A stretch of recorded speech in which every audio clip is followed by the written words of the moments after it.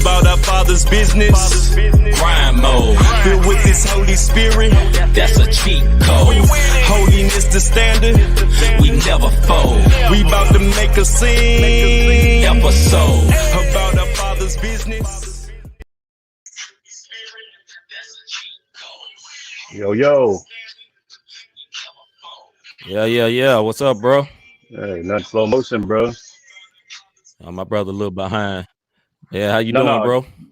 I'm all right. Can you hear me? Can we hear me? I'm feeling like Nelly on the verses. Yeah, I hear you. We all good. He was having all connection problems. Oh. And we back again to the Not the Same podcast. It's your man C. Micah. Got my Robert boy. Dean. We in the building. This is a special show. This is the show to have our very first live guest, our brother, the legend, CHH, Independent GOAT. My brother been signed a couple of times, but when I say Independent GOAT, this brother has done a lot of stuff, man. This brother even went to Africa. Brother went to the motherland, brother. The motherland. The motherland. When I first heard about it, I said, man, this brother is literally on the motherland, man. So this is crazy. Yeah. What's up, Demetrius? Salutations to the nations, my brother. Salutations to the little bro. What's going on? Hello, Miss Davis, Patricia Davis. How are you? Have a blessed What's day up, to you mama? too. Mama. Migo's voice. Oh, that's mama. I'm gonna see you soon, Miss Davis. I'm gonna see you soon. So let's get into this first thing, man. Before we can even really start, man, I really want to talk about the passing of one of the greatest apologists ever known, Mr. Ravi Zacharias. It's a very sad thing that this brother passed. He passed due to form of cancer, but he did a lot on this earth. Job well done. I mean, this brother, I've seen him debate against Muslim leaders, against atheists. He did not shrink back, not one iota. But he did he presented the gospel so eloquently. It was just awesome. You know what I'm saying? Because this brother wasn't arguing. He just presented the truth. And a lot of times he would leave people stumped, man. So he had a positive impact on my life in the sense of apologetics and not shrinking back. Because a lot of times, you know, when we're at work, man, we could easily shrink back and be like, well, I need to get this bread and they can get this gospel later. You know what I'm saying? Yeah. But but that brother really encouraged me because he'd be writing at college, man. You know, like we got UMSL here in St. Louis, a slew. He would be like right there in the hall where all the students walk by, bold, you know, and not preaching at them, but just telling them the truth. So much respect to a literal OG of the ministry game. You know what I'm saying? Yeah. Amen to that. Amen to that. So you told me you had a story about that, man. Why don't you let the people know what you know, how you kind of looked at that? You know what I mean? I'm not proud to admit I didn't know who Robbie was, Zacharias, who he was over the years, because when I first came to the faith, I was a part of the full gospel. And when I returned and, you know, I fell away and I came back, praise God for redemption. It was a bunch of division in the church between Calvinists, charismatic, and, you know, if you read this book, you shouldn't read that book. They false prophets. So when I saw people presenting different people and they was exalting them, be it John Piper, be it T.D. Jakes or Joyce Myers, or they was dogging them, I kind of stayed away from that. You know what I mean? So I will say I did my homework. I went back when I heard what Zacharias was about. What I ended up doing was just going back and looking at some of the great debates that this man had, listening to some of the sermons from years ago that touched me just yesterday. So, salute. It encouraged me, a little fire in me to, like you say, present the gospel, man. And, just make sure that we're on top of it so that when someone comes our way, we know what it is that we believe in.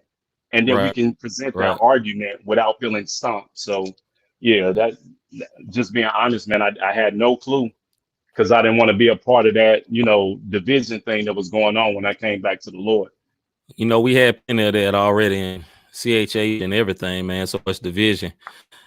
But, I don't want this to be a sad thing. I want to celebrate this brother's life, man. He, the truth had him narrate one of his last albums. It's Complicated.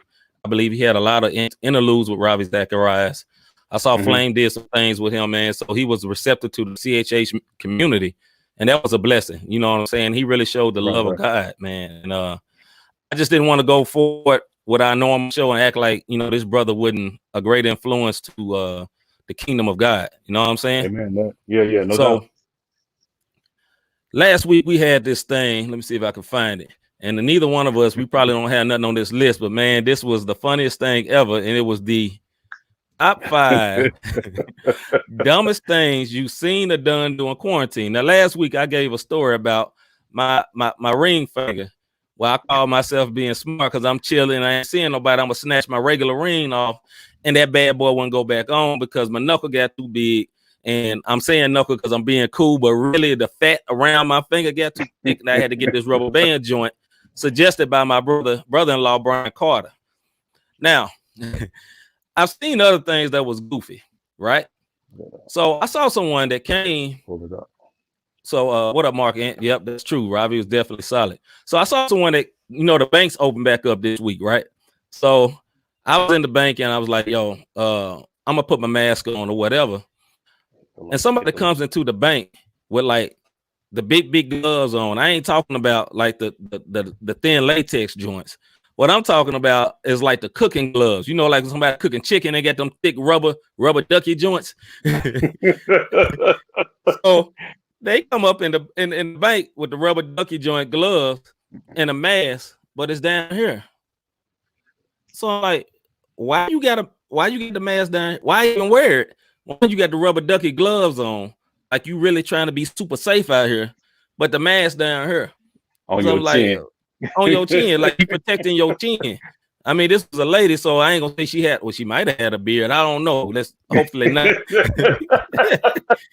But she had the joint. You know, like the cooks had the beard covering, so they little beard hairs don't drop in your food or in your nice steak. Right. Yeah, it was that.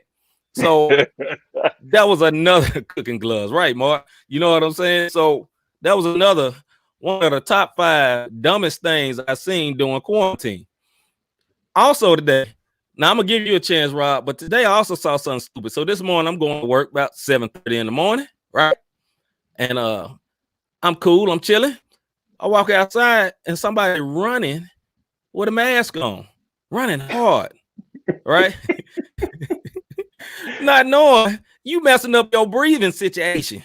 I'm talking about they getting it too. Ran right by me. I'm like, why this bro got a mask on? Like whole mask just drenched. 7:30 in the morning, sweating. Hey, he's safe though. Yeah, he's safe. He's safe. Bro. Yeah, that's that foolishness, the foolery, bro. So that's a little goofy to me. That's a little goofy to me. Yeah. So have you seen anything crazy this week? You kind of took it a little bit, but I think Mark Ann said this. Like you kind of took it, but Mark Ann said this one: people who have the gloves on, the mask on, and you look down and they got on flip flops with no socks on. Talk to him, I guess you can't get it through your feet. Yeah, it's only right. You know what I'm saying? That was one.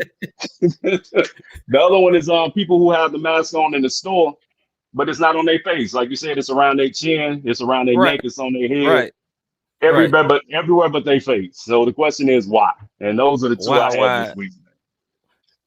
But now let's keep it real though. It's been a bunch of times I thought about just not even wearing no mask going in there. And I'm gonna tell you what stopped me. It ain't had nothing to do with safety. What stopped me was mask shaming. Because you get this look, I don't know if I got something like a mask. I'll put this book up. So, somebody got a mask on like this, right? And then they look at you and they be like, yeah. They get it like, why don't you got your mask on? The funny part is the only people that bother me when they do that is.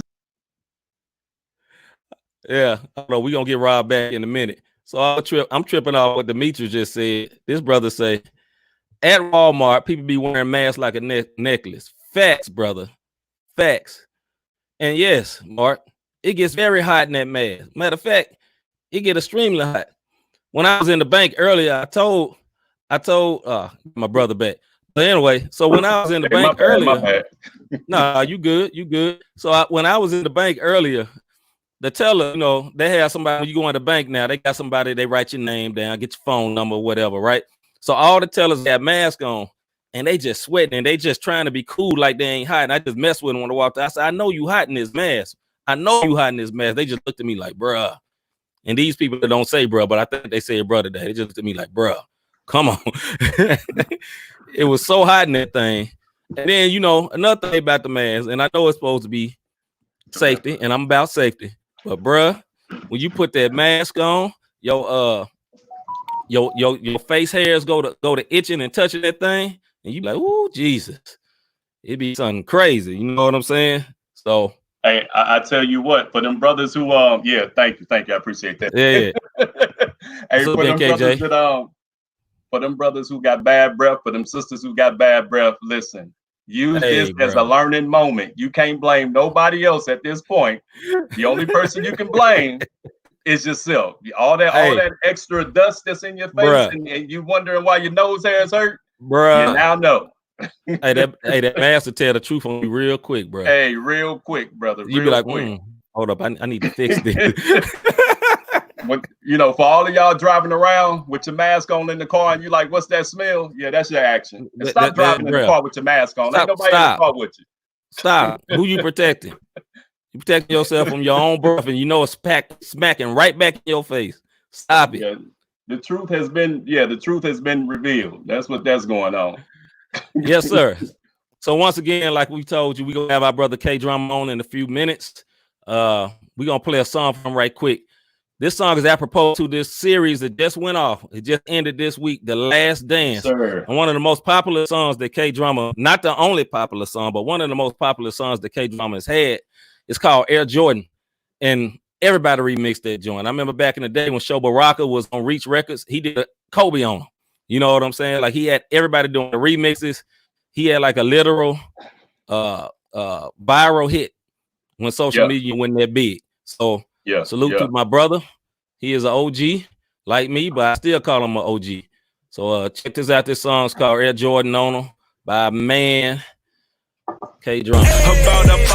Wrong one.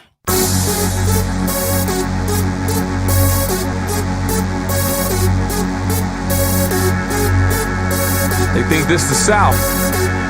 Let's take them to the Midwest, baby. Opposition in my face, trying to play the fence. I'm bigger than this dude. This don't make no sense. I Air Jordan on him. I Air Jordan on him. I Air Jordan on him. I Air Jordan on him. I don't Superman, I Air Jordan foes. I never back down, I jump over those. Always trying to block you, boy. I don't roll with magic, I roll with rockets, boy. Cause when I take off, they can't bring me down. I'm so high up that they can't see me now. I get my humble on, I like to hang low. I'm like Texas, baby, I like to bang slow. I can leap over walls, haters on the fence, I can leap over y'all. Bang on a sucker, I don't care how tall, cause I'll take a leap of faith and redefine laws of gravity. It ain't grabbing me, you're throwing me down. No, weed is slowing me down. Jesus is showing me how. If a vibes try to come, I get Norton on them. Let me show you what I mean when I Air Jordan on them. Opposition in my face, trying to play the fence. I'm bigger than this dude, this don't make no sense. I Air Jordan on them. I Air Jordan on them. I Air Jordan on them. I Air Jordan on them. Opposition in my face, trying to play the fence. I'm bigger than this dude, this don't make no sense. I Air Jordan on them. I Air Jordan on them. I Air Jordan on them. I Air Jordan on them. You seen Jordan play? Back in his prime, he's more than a shoe. This dude really shine. Back in 91, he boomed on cats. And in the same way, I boom on wax. Whether you AI or you got me, I gotta score in the paint. Yeah, I mean, gotta paint this picture. I hope they see this. When I'm finished, I hope they see Jesus. Bruh. That was that. Yes, that banger back in the day. Back in the day, people did not know or understand how much that was. That brother still performing that song right now. Yeah. Right now, it still goes down. I remember when we had my album release party and my brother came through he did the song. You know what I'm saying? It's that deal. Straight up. Straight up. So, bro, did you see The Last Dance? Did you see the wrap up of it? I did. I didn't get all the way through the episode, man. I told you last week, this working from home ain't as gravy as I thought it was gonna be, brother. I'd be super busy. So, but I did watch it. I watched when they took out the Pacers, and how we talked about a couple of weeks ago how Reggie Miller had that killer in him, and you saw it. It's just right. Jordan had a little more killer than Reggie did. Just a little bit more. Just a little bit more. Yeah. Hey, but go ahead. Go ahead, bro. I got some breaking news, man. What's up? In the sports world, I got some breaking news. And I ain't talking about sports coming back, but after years and years, after years and years of having to see this foolery, my boy Paul Pierce finally got his face trimmed up. He got a kit in his head. You tripping? Hey, look, I saw my man on First Take, man, and ESPN and hooked that boy up. He looking dope boy fresh out here. That's breaking news to me, man. That's breaking news. They gave that boy what you call it, a raise. Said, bro, we're gonna give you an extra $1 million, a kitchen curl, a good lineup. We're gonna get beard right off your face. We're gonna straighten up them little kookaboos, because we know you got that no hate, because he a beast on the court. You know that KD going. Hey, he the truth, but if my Celtics fans gonna tell the truth, ain't though. Nah, he the truth. But if my Celtics fans gonna tell the truth, we've been wanting him to cut that for quite some time. So he finally got it right, man. He'll give you buckets though. He'll give you some buckets. He'll give you buckets. And the only reason I brought it up because they was talking about The Last Dance, and I was just so proud. It was a proud moment in sports for me, brother. That was breaking news. So I got some interesting things. I'm gonna let you go ahead. I'm gonna find it. But so after The Last Dance, a lot of the players that was mentioned in the movie, or whatever, as they say, so-called documentary, they wasn't happy about it, right? So not at all. Robert Parrish, what they call him, the Chief, I believe, back in the day when he played for the Celtics. Yeah. When Chief, Chief was a beast, he got his championships or whatever. So at one point, Parrish was, 16th man or 15th man on the bench for the Bulls, right? So somebody asked Parrish about this. I'm gonna read what Parrish said. And first of all, Parrish's nickname is "I'm not going." From now on, he's OG, but I'm not going. Or I'm gonna do it Memphis style. I ain't going. Right. So Parrish left the Celtics in 1994 for Charlotte, where he played 2 seasons. In his final year in the league, he was with Jordan and the Bulls. Then he regained appreciation for Bird's leadership style, because what set Larry Bird apart from the Magic and Jordan was he wasn't an in-your-face type leader. You know what I'm saying? He was kind of pat you on the back guy, right? So if you was having a bad game, he was more inclined to say, encourage you or not say nothing at all. But Magic and Jordan, them was them goons, right? So Goon, Magic, and Jordan would jump all over you. So Parrish says in one of his first practices with the Bulls, Parrish messed up a play and was amused to find Jordan jawing at him. And this is what Jordan said. Jordan was like, bro, you tripping. Do the play right. Like he used to do Steve Kerr. He thought he was going to Steve Kerr Parrish, right? Right. 7-foot Parrish. Parrish said, I told him, I ain't enamored with you as the rest of these dudes. I got some rings too, bro. Parrish said. At that point, he told me, I'm going to kick your bleepity bleep. I took one step closer and looked him in the face and said, no, you ain't. After that, he ain't bothered me no more. The moral of the story, pick on somebody your own size. Because Chief is not with it. Oh, Kyrie Montero, swerve, bruh. Swerve. Yeah, you too. What's good with you, man? Swerve. We may get you on here one day. We may not. I'm just messing with you, but I don't know. We may or may not. Swerve to you. Yeah, man. So the joint was good, man. I do feel though, because Horace Grant came out and he was not happy neither with the way Jordan was portraying him. He was kind of like, yo, it wasn't just you, bro. Because Pippen was, truth be told, he wasn't Jordan, but he was close, man. You know what I'm saying? Yeah. He didn't have the bubbly personality and all that, but bro, he was close. Trust me, he was close. Because Pippen was hard to deal with, and he would lock you up. You know what I'm saying? Triple he double was not threat, scoring. Triple threat. You know what I mean? Triple double threat. Yeah, like he wasn't no slump when he went to Houston. You know what I mean? He was still hooping. No, and he got that bread back then. You know what I mean? Or Portland, right? So yeah, I'm a Pippen fan, man. Overall, so yeah, I'm on. Yeah, me too. And hey, some of them shoes he had was hard too. I ain't gonna even front. There's a shoe head. Some of them joints was hard. Yeah. I can't remember which one it was, but some of them was hard, bro. But so check this out.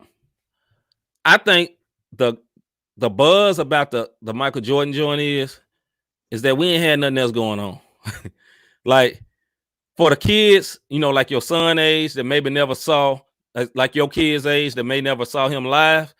You know what I'm saying? It's great. And I like Jordan shoes. I didn't want them to win when they was playing. Like I remember when they played Seattle, and I said to my homies back then, I said if they would have let Gary Payton stick him before game 3, it might have been different because GP was literally the glove. Like he laughed and made a joke out of it, but no, GP was serious on that defense, bro. Oh yeah, for real. The truth. And he was talking crazy to him. He talked just as bad as Jordan do, and would back it up. You know what I'm saying? So overall, I think it was good. It's perfect timing because we got this epidemic. Ain't no sports on or whatever. They pushed it up, and I really appreciate it.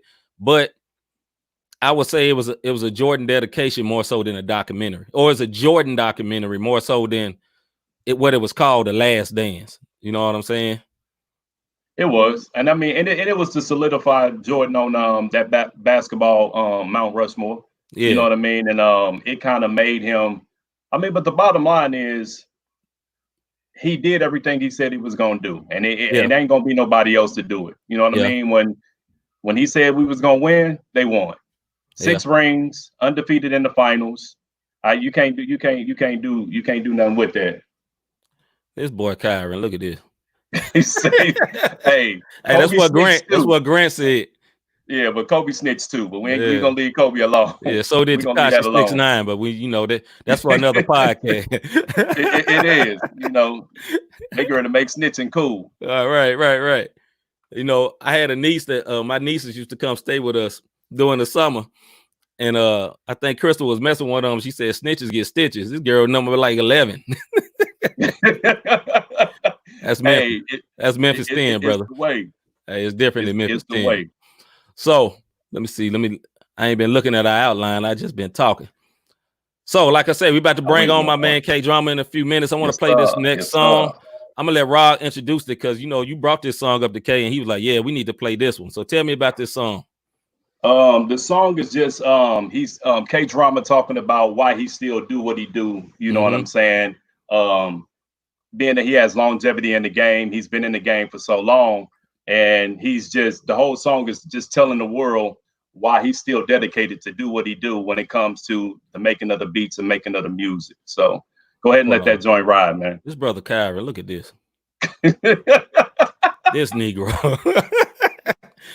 Let's get to the song. Let's get to the song. But it's facts though, bro. It's facts, but it's funny. Oh, this brother is silly.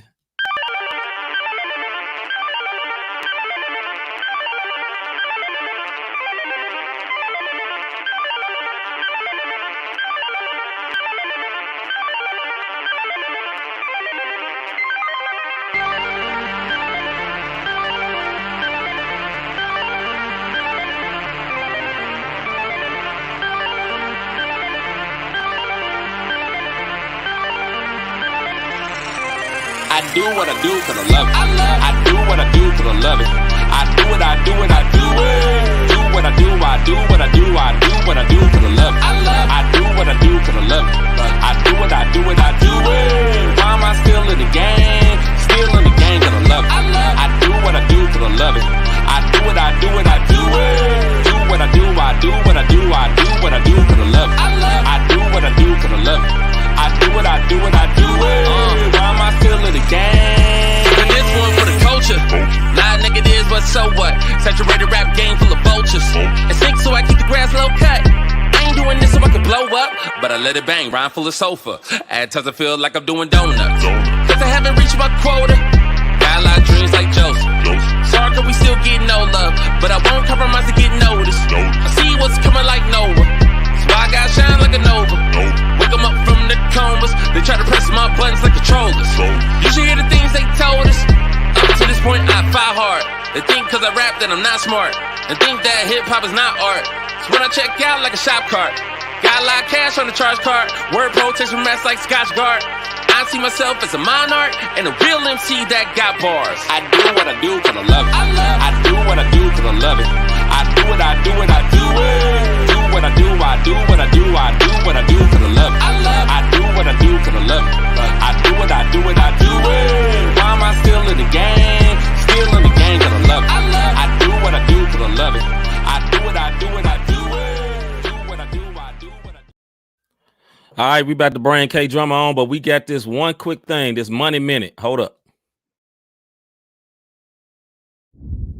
Uncertainty in the economy is commonplace, but don't let that stop you from actively positioning yourself for success. Each year, millions of dollars are spent for self-help items such as credit repair. And most credit repair agencies focus on the three major credit bureaus, Experian, Equifax, and TransUnion, and rightfully so, but there's more to it. In 2018, the credit bureaus stopped reporting public records such as tax liens and judgments. But don't get too excited. Just because they aren't reporting those records doesn't mean that they can't be seen. Another agency, LexisNexis, took up the charge and started reporting those items to agencies such as banks or other financial institutions. The best way to resolve those types of issues is to pay or settle those debts and take that receipt to the county recording office and request a satisfaction of release. Take the satisfaction of release and send that to LexisNexis. Ask LexisNexis to open an investigation on your behalf to clear your report. Keep in mind that this process can take approximately 30 days. Thanks so much. This has been your Money Minute. Have a great day. Live and direct, I got my brother K-Drama in the building. What's up, bruh? Hey, what's happening? Do it. I do what I do because I love it. Yes, sir. Yes, sir.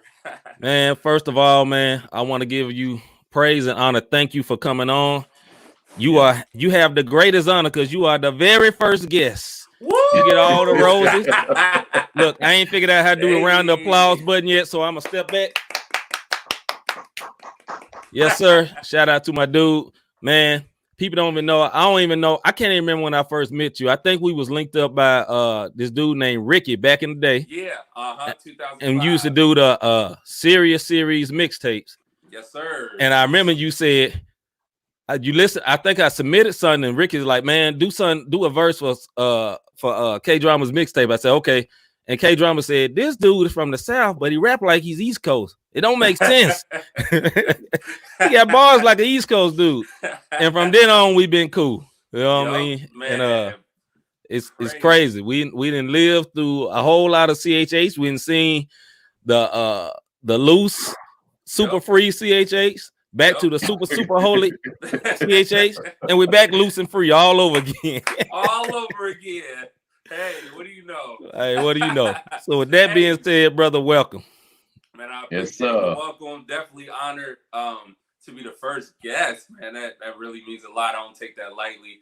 And I love y'all brothers. We always fellowship hard. Like we was in Austin, Texas for South by Southwest. Yep. I think about a lot of other times where we clicked up and yeah, it's funny about 2005 when you did that verse for Serious Series Volume 3. Man, I remember when he sent me that joint, and I was like, man, this dude, he got bars. Like I'm like, it's funny because I'm embarrassed to say this, but this is kind of I've never admitted this. Hold on, let me solo him. Hold on. Here we go. Hold on.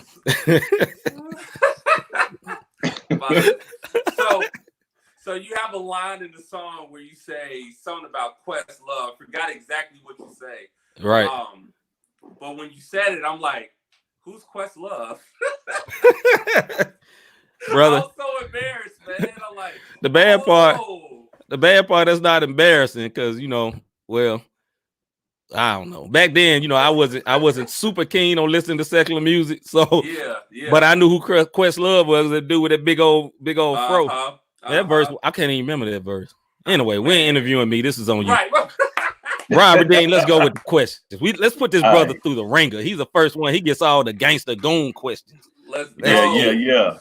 So hold up. Shout out to Kyron K. Drizzy at Air Jordan on that's the homie. Yeah. Oh yeah. Yes, sir. That ugly picture right there. I'm gonna get him. AKA formerly known as the Messenger. Formerly known, FKA. Yeah. Yep. So, Kay, hey, check it out, man. So my questions is gonna be more so geared toward helping these young artists, man, and artists in the industry who's kind of frustrated. So, number one question from me: so many artists don't realize that the music industry is a lot of politics and who you know until they get either they knock on the door or they get their foot in the door. Mm-hmm. How do you deal with the new norm in industry favoritism that goes on? That's a good question. I feel like though it's not new. I feel like I dealt with that back when I was coming up, and then when you watch a lot of these music stories like behind the scenes and like the VH1 behind the music type documentaries on different artists, you realize like a lot of artists dealt with politics. A lot of artists were underrated, slept on, and then before you knew it, something happened, they blew up, and then everybody's like, it's like Mike Jones. Like back then they didn't know me. Now they all on me, Right. So like Lady Gaga actually has a really cool story along those lines. So I feel like whether you in the secular or you in the gospel / Christian industry, there's politics because there's sin. So you just hate to say it like that. But but I think what worked for me, what worked to my advantage is I made my own opportunities. I took advantage of the opportunities that was presented to me. I didn't do what other people were doing to me. Like if somebody was sleeping on me, I wasn't going to then treat other people the exact same way. I'm like, I want to treat other people the way I want to be treated. And that's going to open up doors for me. So back, when I first was coming up, and I was sending my demos to Great Tree and Watch out. CHH don't know nothing about Great Tree right now. They don't remember nothing about no Antonius and New Wine and all that and Little Rascal, Prime Minister. Right. I just did a beat for Little Rascal. So that's I'm really crazy. Excited. Yeah, I'm really excited about that. So but going back to that time, I was like, well, I was sending demos to these different labels, and I was garbage. Let's just set the record straight. I was not as good as I thought I was back then. That's part of the problem. Like a lot of times, we have all been there. Yeah. So it's like, man, these people sleeping on me. There might be a reason, and just because let's be real, and that doesn't mean that you won't get better, and that doesn't mean that you can't improve. We're not saying that, but sometimes you're just not ready. Like had Great Tree signed me back in 1999, they would have put me out, and then everybody would have thought my album was whack, and then I would have been working extra hard just to disassociate myself from that reputation. So Definitely. Sometimes, you have to look at the situation from a different perspective. And there was a pastor in my life who saw me rap at the talent show. Actually, the talent show got canceled because there was a fight. And so he ended up having the talent show at his church so that all that hard work wouldn't be for nothing. And I was like the only Christian artist out of the group with everybody. And of course, he saw what I was doing, thought it was anointed. Long story short, we ended up doing concerts together. First concert, it was only 17 people there. Most of them were artists, but CHH. People don't see those days. And, right. But the more we grinded, passed out flyers, worked together, got the word out, gave out free food for each concert. We started pulling in like 400 people a concert. And to the point where, now I'm booking Braille for concerts. I'm booking Theory Hazard for concerts, which explains the whole East Coast thing, because out Theory took me under his wing. So I was doing Yeah. a lot. I recorded 2 of my albums with him. So, and then from that, God used all that to kind of put me in this position where I'm meeting all these people. And then before I knew it, I'm like, oh, they're not sleeping on me no more. But like I said, it's a process. And I think you have to trust the process on both ends, like the artistic side and the spiritual side. Okay. Yes, right sir. on, right on. So, I got a very deep question for you. All right. What does CHH mean to you? Man, CHH, dude, like, it's just crazy to think. The reason I was talking to a buddy of mine about this last week, we didn't go by Christian rap. We didn't call ourselves Christian rappers just because it was cute. Like, yeah, I'm a Christian rapper. Like, that's cool. But there was really, people don't understand the struggle back then. Yeah, bro. Yeah. There was a time, and I came in on the tail end of this because I'm 35. So when I started doing music for Christ, I was like 15, 16 when I started doing concerts. But the generation before me, they were getting kicked out of churches. Yeah. Right. Doors were getting shut in their face, you know. Yeah. Kirk Franklin really kicked down a lot of doors for us, if we want to be real. That's facts. That's facts. And he was taking Christian rappers on tour with him. You had A1 Swift, who's from Cincinnati. Alicia Tyler, who would do Salt from Salt and Pepper's rap on Stump. She was on tour. She lives in Kentucky right now, about 15 minutes away from me. You had that era of CHH heads who, if they weren't being brought in the door by DC Talk, they might have been getting the door slammed in their face. And so we called ourselves Christian rappers because when you tell somebody you rap back in the late 90s, and even you deal with it now to some extent, the association of rap or hip hop is what they hear on the radio. So you tell somebody you rap, they immediately go to No Limit Records at the time, Cash Money, you know, gangster rap, or they're down, you know, degrading women. And so you had to put this adjective in front of the noun so that it was accepted. So that you don't scare them off. You don't scare the deacon off. You don't scare the elder off. You don't scare the youth pastor off. You know what I'm saying? And so there was, I think CHH for me back then, it started out as this boldness of sharing my faith. Like, you know, you get saved, you got this zeal. You may not have the knowledge to go with the zeal, but you got the charisma, you got the energy. Yeah. And I miss that sometimes. You know, I'm a lot more. I don't mean this it is bad, but I don't mean it it happens to a lot of us. You get tainted. Yeah. And it's like, and success, you know, success, you have successes, and then you sometimes can forget where you come from. And so, and a lot of things I have not forgotten, but there's a skepticism that comes with what I do now. There's a standard, there's an expectation.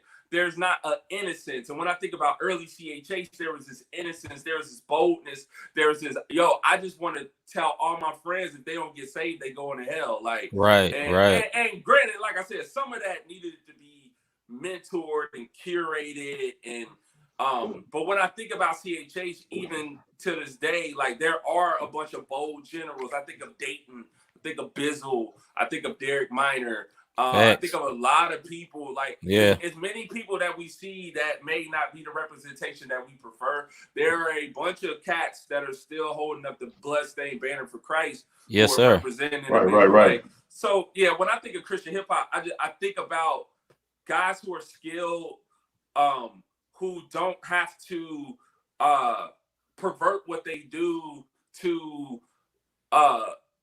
capture an audience. But when you capture that audience, you're not capturing it for your glory. You're capturing it for Christ's glory. Yeah, man. That's what I think. Right. And that's what our lives should be about. Like, whether we're on a stage or we're just walking down the street, people should see us. When we're at the grocery store, people should see us and they should notice a difference about, like, why is he smiling during this pandemic? I could tell he's smiling under that mask. Like, what joy does he have during this time that I don't have? Come on, bro. And instead of pointing to me like, yeah, I just got my stimulus check and I'm about to, you know, I mean, hey, that too. Yes, sir. Yes, sir. But it's not that. It's Christ that lives within me, and knowing that rather all my needs are taken care of, what I know to be a need, or if I'm lacking, like I had the scripture written on my chalk wall for a while. Like, I've learned to be content, you know, whether I have everything I want or I don't. Like, but I know that God is going to take care of me throughout it all. And yeah, and I'm a living testimony of that. So that's what CHH really means to me. Oh, that's what's up. Yeah. Man, there's so much we can say on that, man, but I'm going to let Rob get his question because, boy, I could go like an hour on what you just said. I know it, right? I know. So, you know, talking about your longevity, one of the biggest things I say before I go into my next question, I remember when we met, it was actually in Tennessee at the Stellar Awards one year. And after all the events and some of the shenanigans that went down as far as, you know, industry, we went to Denny. We went to Denny's afterwards, man. And I think that was like, you were getting ready to drive home. Yep. And it was just like the fellowship behind that. And the fact that you have been in there, because like I didn't start doing this until 2012. And I remember when I first got saved back in the early 2000s, and Cross Movement had their website. So, you know, at first they'll have, you know, Ambassador CD, you know, then you popped up one day. I'm like, man, who is this dude? He about to get it in. You know what I'm saying? Because you had the workout CD, or that's what I called it. Yeah. And We fit. And I called it the workout CD because yes, sir. Hey, every beat on that joint was perfect for working out, even though at the time that wasn't my testimony. But yeah, man. So after all these years, what keeps you motivated to continue to write music, make beats, even if you're not on the front page of www. whatever? You know what I'm saying? What keeps you motivated? I love this question, man. I feel like I do interviews and I get these same few questions, and I'm like, these are the ones I want to stand on the soapbox and answer for a few minutes. So I appreciate you even thinking to ask this. So what's funny, meeting you in Tennessee, I remember going to that Denny's. I thought it was IHOP, but I think because I was burnt out on IHOP, and I'm like, oh, we go to IHOP again? Oh, man. Because IHOP, of course, the only spot open, you know, late at night, other than like a Steak and Shake if it's around. I remember, man, that night very clearly, because after we left, I actually slept in my rental car. I went to a Walmart parking lot. I didn't get a hotel. Ooh, Jesus. I slept in the parking lot. That was rough. That was a rough night, man. Help him, Lord. But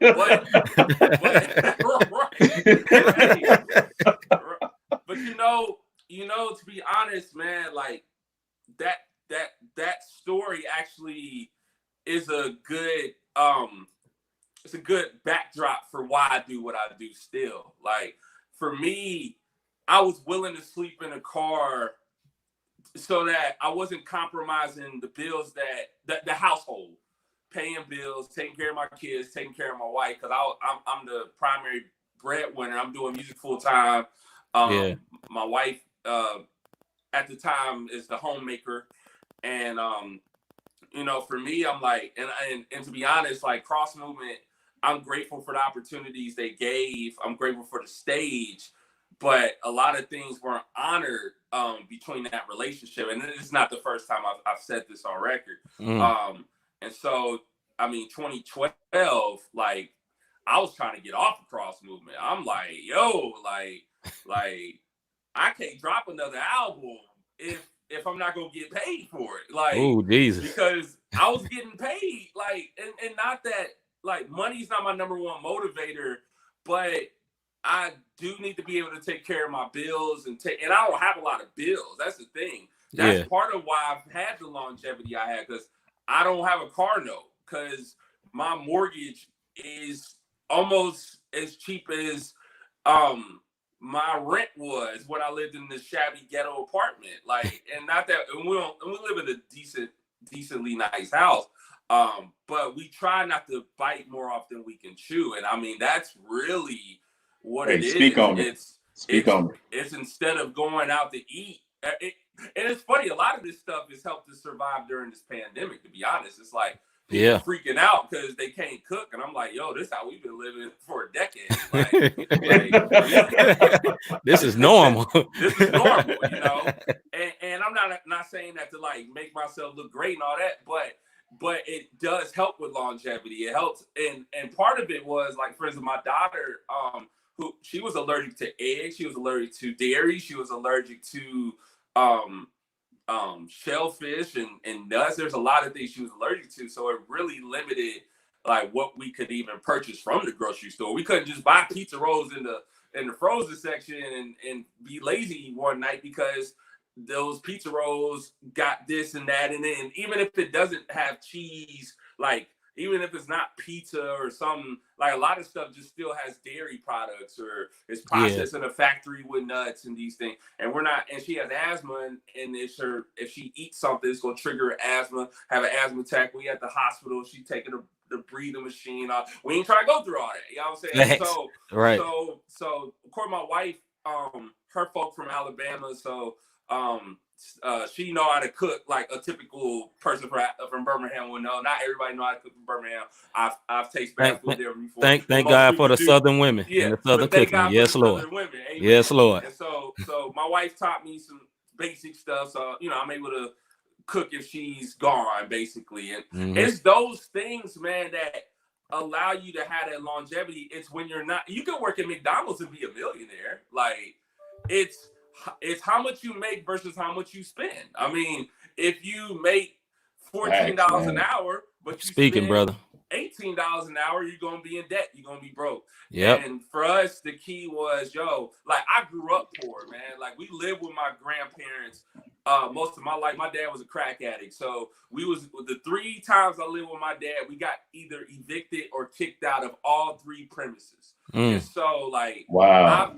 I've learned since a kid how to survive. Like, there's some stuff I would love to go into. I can go into it off record, but it's like, I was shopping for the household at the age of 8. I was buying the groceries for the house. Like, but God really, even though it wasn't the ideal situation for me at the age of 8, God was training me up for such a time to be able to survive in any situation. Like, I can go without food for hours and not complain about it. I can sleep on a hotel floor, and even though I'm K-Drama and I'm all this and that, like, I'm not like, nah, I can't do that opportunity, because me and my dude MC Till long ago said this, and I know I'm a little long-winded, but I feel like this needs to be said. Brother, go ahead, brother.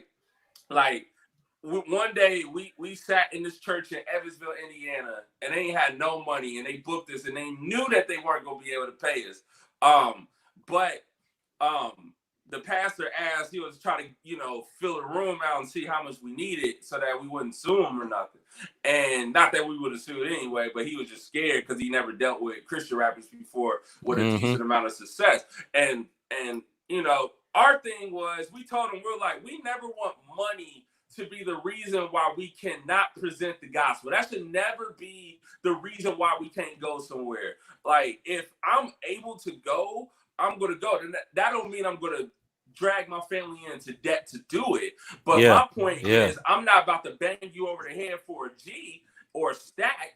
If you don't have that, man, just cover my hotel room, cover my flight, cover my gas. Oh, you can't fly me down. All right, I don't want to do it, but I'll get on a Greyhound. Right. I don't want to drive 15 hours, but guess what? The gospel is more important. And who knows who's in this audience that's going to be touched. And to be honest, there are a lot of Christian rappers. There's just a lot of people, period. Not Yeah. In the faith, out the faith.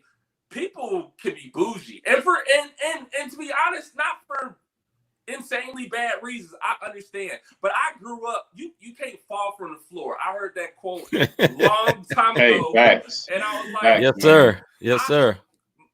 My mom and I shared a room in my grandma's house. My mom slept on the floor. I slept in the twin bed. And I was like 6 feet and up, my feet hanging off the bed. I'm 12, 13 years old. So like, to be honest, like I appreciate things a lot differently than other people do. So like for me doing music full time, I don't have to have the fanciest car to do it because there was a time where we didn't have a car because it was getting repoed because my dad spent all the money up. So I have a whole totally different standard of life. Like my wife just fixed our kitchen up and it looks amazing. But right before she fixed it up, the sink, I had to use a pair of scissors just to get the water running because we broke the handle off. But for me, it's like, yo, if we can finesse the situation, if we can figure it out, and it is not like daunting. Well, we could have fixed the sink. But those are the things, like, if you can withstand hard times for a while, you will have longevity. You'll be able to do those things. And I think that's what keeps me, like, to answer the other part, and this will be quicker. Like, for me, like, that's what keeps me going is because God always makes a way for me to do it. And trust me, that doesn't mean I haven't felt like quitting. Like, I was just looking at my prayer log because I do it digitally through my church. And I was looking at these prayers that God has answered over time. But last year, I wrote, hey, I'm praying if I should still be doing music or not. Not that I'm not making a decent living, but I can't really give myself a raise. And it's like every year I'm flat. You know, I'm not going down in income, but I'm not going up either. And so I'm like, but we got all these needs and we got all these bills. And I'm like, how are we going to fix things that are broken if I'm just making the same income and we're just getting by, you know, just paying bills?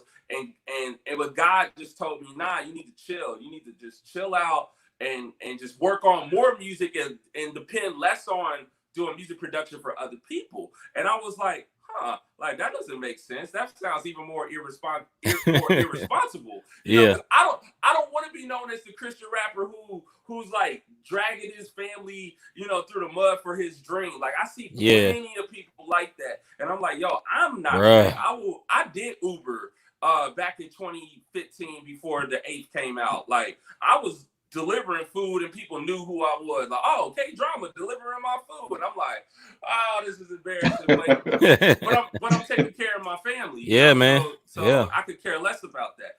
But then God opened all these doors and I'm like, yo, had I quit when I was gonna quit, like I would have never saw the blessing, man. I would have never, or maybe I would have saw the blessing and then I would have had to quit everything I was doing to go back to what I was doing. You think about the pandemic, like for us, and I don't want other people getting sick. I don't want to prosper at the expense of people getting sick. So I don't want to come off like that. But because we've had all this extra free time, we've been able to fix stuff. We've been able to do stuff that we wouldn't normally do. We've been able to work more. And though I'm selling my beats for less, I'm selling more beats because I'm selling them for less. And so it's like, man, God has opened doors even through this season to where we're prospering in a way that I wouldn't have imagined because I make beats and I rap and I mix and I master and I do show. Like for me, I can't go do concerts. Okay, I'll just make more beats.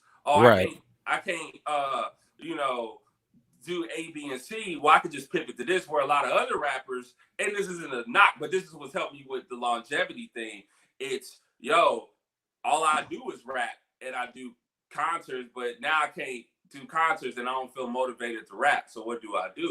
I don't have that problem. Like, and for me, like, I have inspiration. Like, that's the other thing that's giving me longevity. It's just, I always have songs to write. Like, I got hundreds of ideas, man, and I don't have enough time to get them all done. To be honest, I need to be a songwriter for other people. And to be funny, like people be jacking my ideas. Like, I be seeing it.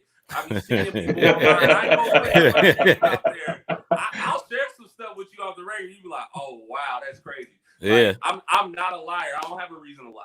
Like when it comes to, I have a decent amount of success. So I don't need to lie about that kind of stuff. But for me, I'm like, whoa, why don't you just hire me to give you some song ideas or some, because I don't have enough time to fulfill them all. And so I think for me, like, longevity, like I'm grateful for inspiration because like I go on my Twitter timeline and I see people like, yo, I don't even feel inspired to make music. And for me, I never have that problem. I never have writer's block. And I don't know why. It's just, but I know for me, like when I wash dishes, that sounds like music to me. When I sit outside and I listen to the wind or I hear the raindrops, that sounds like music to me. When I read a scripture, I read scripture and it sounds like a chorus or a hook. Like when I read Psalms, all these different scriptures, and it's just, I can go on and on. But for me, like, I don't think I'll retire before I fulfill all of my ideas because it's just, they're always there. Like I get on my family's nerves because I'm always beatboxing. I'm always like, this morning we had school, and I'll close on this. Like last day of school was today for the kids. I took the school bell, because we play a school bell, just a normal school bell for them every morning, just so they know it's school, and just being fun. But for me this morning, I was like, man, I'm gonna make a beat out of a school bell. And it was hard. Like I made that whole house was jumping. They was having fun and laughing, and our house is full of laughter, man. And that's what motivates me to keep doing it. Like, man, like I'm not doing it and it's like a pain. Like my family wants to see me thrive. Like a lot of them echo what a lot of people on Facebook, they be like, man, I feel like you should have more followers or more success. And I'm like, yo, I'm just blessed to be where I'm at. Like, because you should see where I came from, man. And so for me, I'm like, I would love to have the successes of others, but I don't covet it, to be honest. Like, if it happens, it happens. But I'm grateful for what I have because I came from nothing, man. Praise God. Praise God. That's real. That's real right there, man. Appreciate Y'all got that. me sweating over here. need to give that brother a preacher rag. Right. For God's sake. Man, it was so much good that you said in that, man. On our first show, we really got into, knowing your purpose for rapping. You know what I mean? Because I felt like if you're going to be full-time, know that God called you to do it. Because if God didn't call you to do it, I don't think, number one, God is not obligated to show up in the first place. But he will stamp something that he approves. You know what I mean? And when he stamped it, then it works out. But you out here and then too, there's this one side, like, just because you struggle don't mean you're not in the will of God.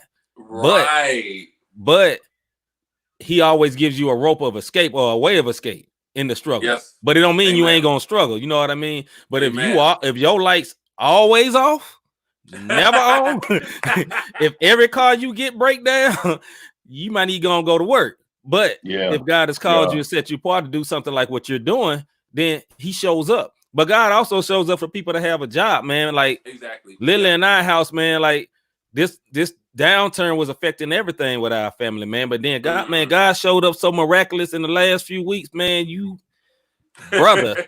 I ain't gonna say it because my wife probably come down here and punch me, but man, he showed up because we was at the point of like, yo, the money ain't right and the job, the salary gets reduced and this. How we gonna make it? But then again, he shows up. And it's like, okay, when you trust him, he shows up, man. But anyway, you just got me going because I heard what you were saying. What my preacher rag, baby? No, I'm kidding. So the next question, man. Now this is a serious one. All right. Do you feel that I think I know the answer to this, but I'm gonna ask you this anyway because I think we had conversations about this. Yeah. Do you feel that you have received the level of honor warranted to you based on the level of success that you have achieved in your CHH career? Yes and no. I feel like majority no, though. But I feel like part of that is because people just don't understand the industry. Like, especially so people don't understand the industry on the secular side. Like you have and to be honest, like I even deal with that because I don't follow the record industry probably the way most people would expect me to, which I think ultimately attributes more to God leading me, because I don't have these points of references that other people do, yet I still somehow have these successes that I have, respectfully speaking. I think, like, on the secular side, for instance, you have the artist. Yeah. And my mom always taught me this, even before I became a producer or a rapper. Like, she used to tell me this as a kid. She was like, you know, it's the art. And my mom didn't do music, by the way, but for the record. But my mom always would tell me, like, it's not the artists who make the most money.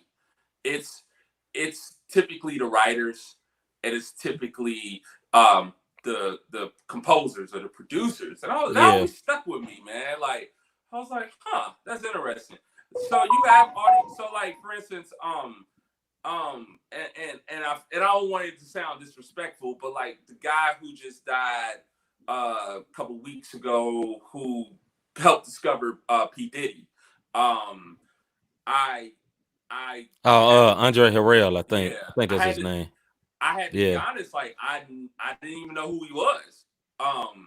And of course, now that I know, I'm like, wow, like he did a bunch. You know, I definitely put some respect on his name, but it's just I didn't know. And so you take that on the CHH side, it's even deeper, because we don't have the broadcast capability at the moment that we don't have the support. We just don't have the visibility. So I think a lot of people don't know how I flow in the industry. They don't know, like, if I'm not on center stage, if I'm not in the limelight, you know, we have this mentality like, yeah, he fell off. And it's like, what? Like, what do you mean? Like, I have a core fan base that, they may not be visible on IG, or they may not be visible on Facebook. I might have, like, I feel like a lot of my fans or supporters or people who like my music, like, they're like me. Like, I don't even like being on Facebook, like, outside of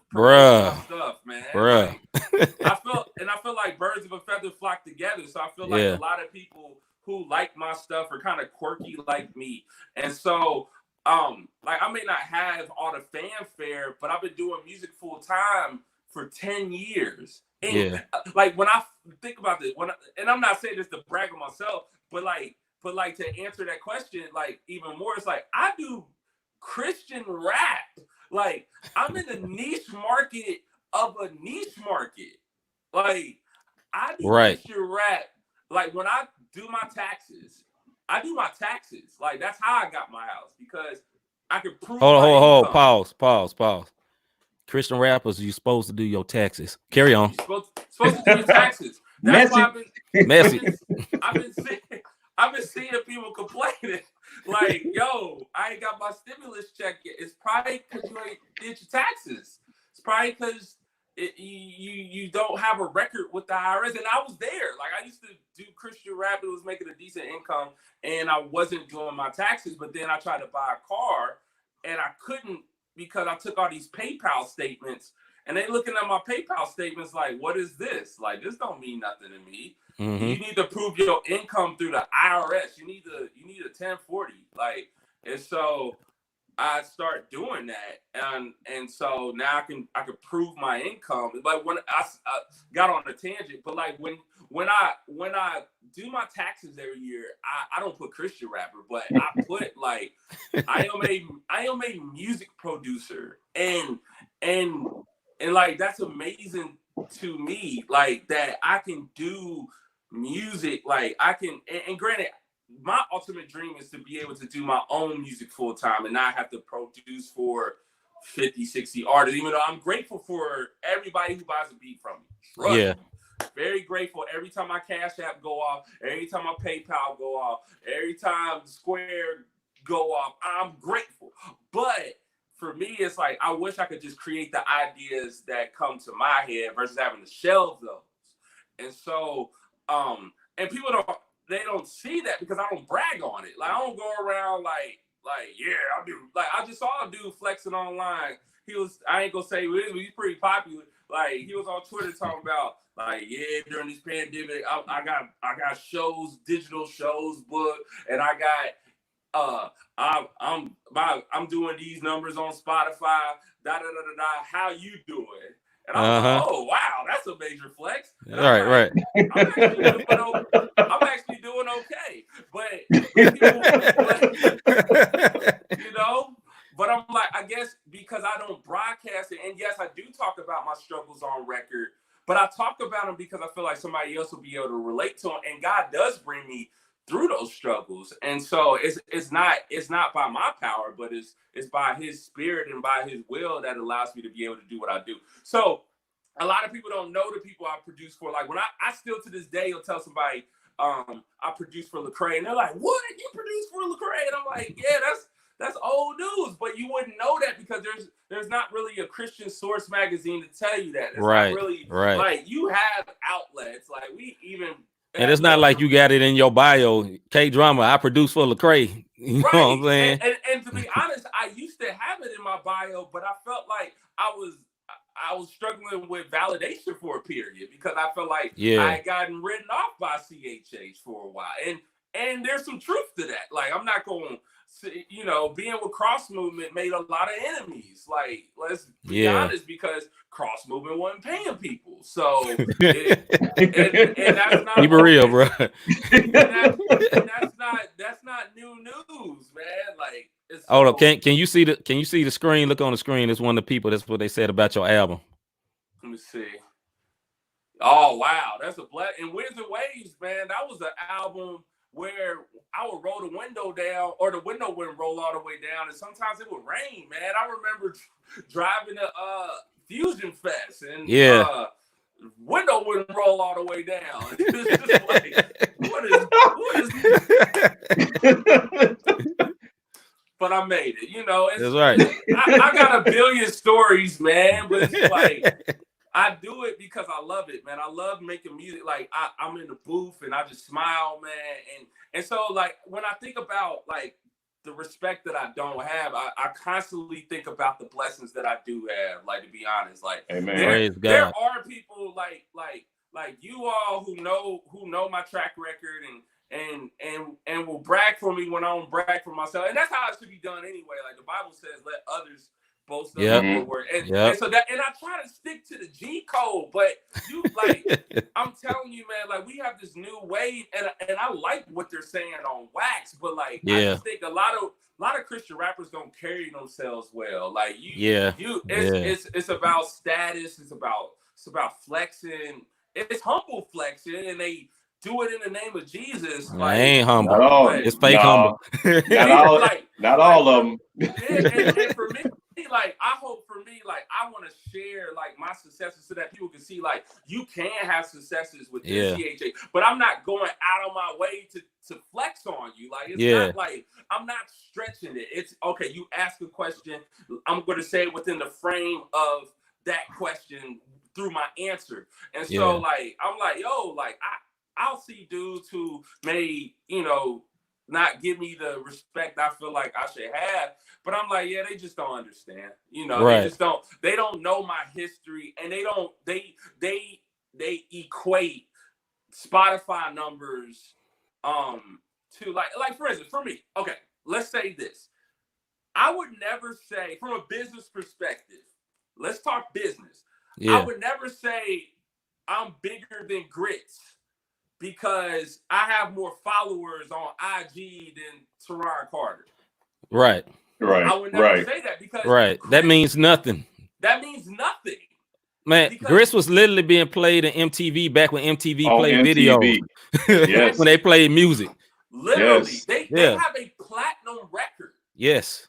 They have Ooh Ah is platinum. Yes. Say that. They was on video games when people wasn't on video games back in the day. Exactly. So I would never go around and equate, and that just shows the mindset of a lot of people. Like they find this value, and I think it's because we grew up without dads. A lot of us, to be honest, like we looking for validation through numbers. Yeah, that's facts right there, man. That's real. It's like if you were like just because you have 50,000 monthly listeners on Spotify don't mean those listeners are your fans. Not at all. Let's be real. Like, not at all. Because your numbers can fluctuate. Your numbers can go from 50,000 to 10,000 because you got removed from a playlist. Yeah. And you got and like come to Cincinnati and see how much your market value is.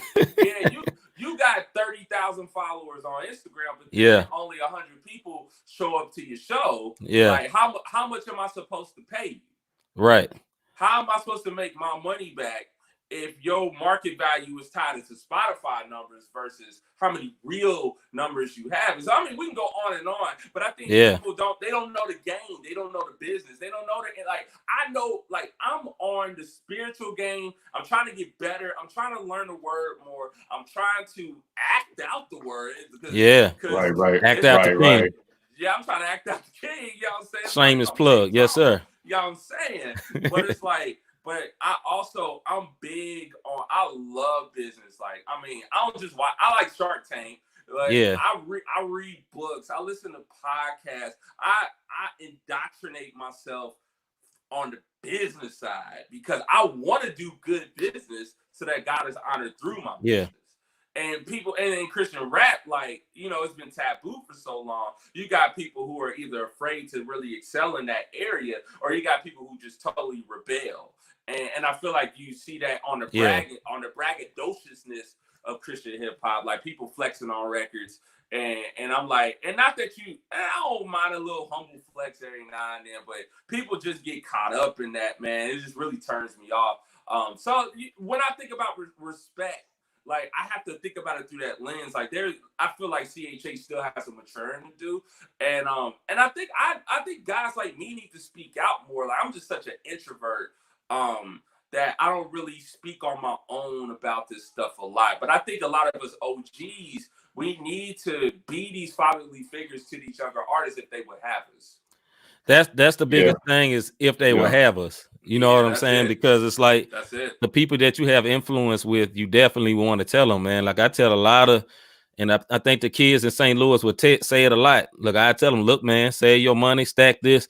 Like, I give an example. There was, when we moved to St. Louis, I didn't have a lot of money, but I was putting out an album, and all I could was afford back, you know, Kunaki.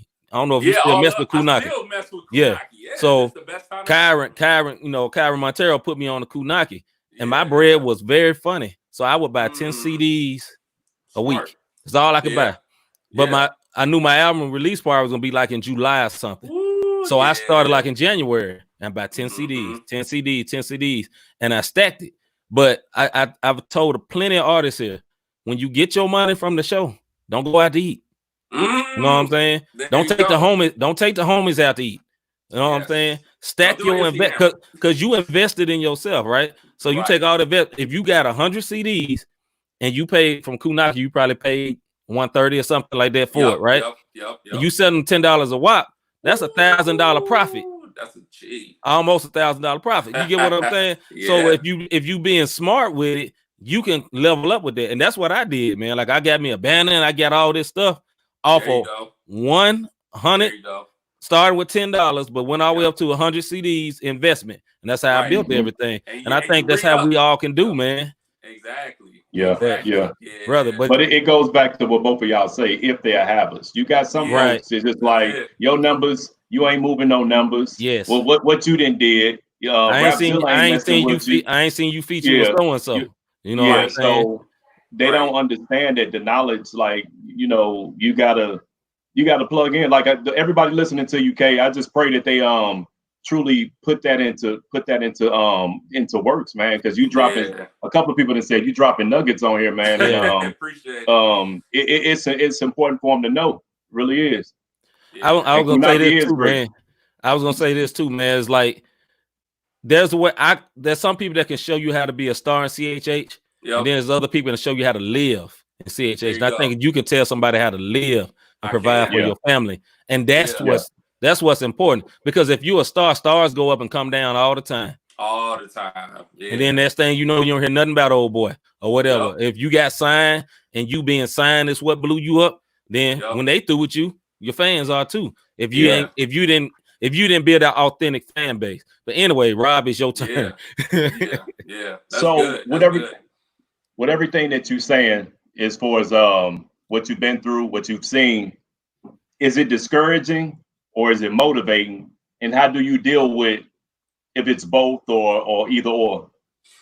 So I think early on it was discouraging. I think I went through like a 5-year period where I was like just struggling. Like I was being led by the Spirit, and ultimately I was like, okay, my identity is in Christ. But I think I'd be lying to you if I told you that being written off by a lot of people who I used to like roll with, like that didn't mess with my psyche. Like it really did. Because I think for me, like when Air Jordan came out, that wasn't intentional at all. Like I tell you, like I didn't know that song was gonna do what it did. And so for like I quit my job off of Air Jordan. Like I was able to go full time off of that song dropping with my wife's support. Like it was that's crazy. That was a crazy time. And that was before Show Baraka touched it. And then once Show Baraka touched it, of course, it went to a whole different stratosphere with him being with Reach. And so for me, like it all happened so fast. And like I said, I came from nothing, man. So it wasn't one of them things where it went to my head. Like I was kind of like just grateful for everything, you know, just like, wow, like, oh man, this happened. Wow, praise God. Oh, like I remember it's not as big as it used to be, but 23isback.com. I mean, we all used to check the J's, the release dates of Jordan's back then. And when they put my Air Jordan song on a front page, like the Air Jordan song was getting like thousands of views a day. Wow. On YouTube. And I'm sitting there like, how is this happening? Like I'm getting endorsed by ringtone companies, and I'm even talking to Reggie Saunders, who worked with Nike. He worked pretty high up with Jordan, and then with Brand Jordan. I still got the email in my inbox. Like he was going to give the song to Jordan to let him check it out. But I never got any feedback on it. I told him, like, even if it's bad, because I had heard Jordan ain't really like hip hop. He R&B dude. Yeah, he R&B dude. He smooth like cat. Kid Lattimore. That's right. Yeah, the Kid in Lattimore. That's what he on. He bobbing hard like it's like a banger or something. Come on, bro. Come on, bro. That took me out. That took me straight out. And so, like for me, man, like I'm going from that to I'm doing all these features. You know, I'm producing for Cray. I'm on the intermission joint with DJ Official. Yeah. And word kind of got out at the intermission album release that they were like, you signed with Cross Movement? And a couple people tried to talk me out of it. Like Dizzle was like, yo, don't do it, Drama, don't do it. Like I can still hear his voice to this day. Like the greatest Dizzle impersonation ever. Yo, Drama, don't do it. Don't do it. And I was like, no, but you gotta understand, like, and I'm weaving this all together to paint this picture of what I was thinking. Yeah. You gotta imagine, man, like we talked about how there was a loose time and then there was a conservative time. Like right. When I was really having my successes, I was kind of like at the peak of the conservative time. I didn't realize it was gonna shift, you know, in a couple of years. But it was all about your doctrine. Like I was trying to do features. Yeah. I was trying to do a feature with Lecrae on Air Jordan, and the things I had to do. And Lecrae's my dude. Like I'm not saying this to make him look bad, like at all. But I do need you to understand where I'm coming from, and I don't think this makes him look bad in that sense. I think though it was just the times we lived in. Like I was trying to do a feature with Craig. You got to think about this. I had already made a beat for him at this point. Right. I had already produced Got Paper, but you got to think Got Paper. The beat itself doesn't have doctrine attached to it. Like when you listen to the beat, it's a beat. You don't know if it's a Calvinist beat or a Word of Faith beat. Like let's be real. And so trying to feature with him it was a whole different animal. It was, hey, let's build, let's do all this. I actually came to Memphis. Drove me and my wife and she was 2 years old at the time, 3 years old. We went down, drove to Memphis, spent some time with him. I was trying to get him on the Air Jordan remix, and end up not being able to. Like he was gonna do it, but then he got busy. But I had to go through all these hoops just to be able to do this feature. Yeah. And so I ended up getting Derek Minor on it, and again, pro at the time. But I say all that is because I was like, well, if I sign with Cross Movement, then maybe I won't have to jump through all these hoops because I'll have this badge, I'll have this stamp, I have this validation. Yeah. And so to go from that to I had this validation, but the validation was expired, to be honest. Like by the time I got to Cross Movement, the Truth had his deal, Ambassador had his deal, the immorality, and I didn't know most of the artists were leaving. I knew some of them were leaving because I was messing with cats from like Kansas City who knew some stuff. Like they knew JR was on his way out. Swift was on his way out. But Flame was still with CM, but he had kind of a complicated situation. And his wife is from Cincinnati, so that's actually how me and him got connected. And so but like I was like, well, like maybe if I go with Cross Movement, like Flame's still there, like I'll get the stamp. But then when I got there, Flame was gone. And so I was really like the spokesperson for CM for a second. And that's a lot of weight to carry, man. Like, because Cross Movement they still to this day have such a big brand. And I love Cross Movement, like as the music side. And I love them as brothers, but just the business side was really sour. And so when I realized that what glory I thought was there wasn't really there, that messed with my psyche. Because dudes wasn't messing with me no more. Because like I said, there was this beef between Crossman and everybody who they had screwed over. And then they screwed me over. Like, and so I'm like, oh, so now I went from my paper being good to my paper being funny. And then I went through this like 3-year hiatus where I didn't drop any music because I was just making beats. Like I was just trying to survive, man. And I didn't realize that making beats doesn't equate to making an album. I know that now. Like I didn't realize how much fan support I had, but people weren't really like, they didn't know what I didn't know. Like I'm sure people would have told me in a heartbeat, make an album because I don't care about the beats. Like I don't want to hear A, B, and C rapping to your beat. I want to hear you rapping to these beats. Right, you know, no one told me that. And so I went through this 3-year period where, because when you make an album, you're not gonna see any cash from that for 6 to 9 months, because you're working on the record. Like exactly. You can't sell an unfinished product, and so then for me, like not being associated with who I used to be associated with, feeling like I'm all by myself, like I was very discouraged. And then like the money's not there, and I'm like the way I want it to be. And I'm like, should I be like, God is making waves, but I'm like, I want to prosper. I want to thrive. I don't need to be famous. I just want to be rich, you know? like not rich in that sense either. I mean, I would like took care of. But taken care of. Yeah. And so like, then I went through another 3-year period. Like after I made Winds and Waves did good. But I went through another 3-year period where I didn't drop a record until 2016, which was the 8th. And then that's when I started figuring stuff out. Like, okay, like, man, don't worry about who's not rocking with you. Like, focus on who is rocking with you. Like, why are you not appreciating the thousands of people who do listen to your music? Like, I've had so many people PayPal me $100, just like, yo, I was just thinking about you. Stay encouraged, keep doing it. People sending me $500. People, I do a show and I'm only supposed to get paid $150 for the show, but then the dude feels later to give me $1,000. Like I have so many stories like that, man. And I have other stories too where I drive to Detroit and my what do you call it? They stole my catalytic converter. Like I have stories like that too. So don't get it twisted. Like I have just hold on, what? Yeah. Hold on. Out your car while you rapping?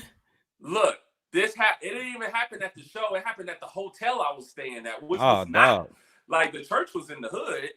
That's where it didn't happen. The hotel was on the outskirts. That's where it did happen. And get this, it was like -4 degrees because it was like right after New Year's in Detroit. That's pretty cold. And so dude got me like, and I didn't realize it. And like I'm driving and my car is so loud. It's like, and I'm like, why is it driving so sluggish? And why is it? But I got a 4-hour drive. I got to gotta get home. Made it home. But then when I was like, I didn't get my oil changed before this show. So, because I was, struggling a little bit. And so I was just driving by faith. And but I go to Walmart. I'm like, yo, I need an oil change. And then I knew it was bad because the mechanic comes into Walmart and he singles me out. He's like, come here,